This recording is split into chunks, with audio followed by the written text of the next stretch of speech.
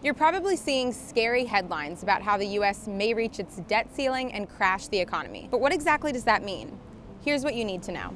A debt ceiling is basically the nation's credit card limit. If you have a credit card, you know that getting close to your limit or exceeding your limit means you've spent more money than you have.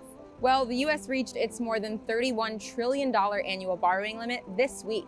Treasury Secretary Janet Yellen warned Congress that the department would have to begin taking extraordinary measures to stave off a default. She warns money will officially run out this summer. Who wants to put the nation in some type of threat at the last minute of debt ceiling? Nobody wants to do that. With a credit card, you can ask for an increase in your limit. This is what Congress is set to battle over, raising the nation's borrowing limit or ceiling. Shouldn't we have an honest conversation about how to start living within our means? The new GOP House majority is demanding major spending cuts in exchange for any increase to the debt ceiling, made trickier with a Senate that is still held by Democrats, who will likely refuse these cuts, setting up for a stalemate.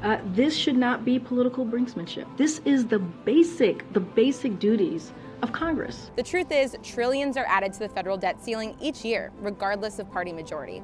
$4.7 trillion was added in Trump's first 3 years in office, now about $4.8 trillion in Biden's time in office. But why is the government so worried about the implications of defaulting? Simply put, some estimate that if the U.S. defaults this summer, the country wouldn't be able to pay more than 60% of its bills.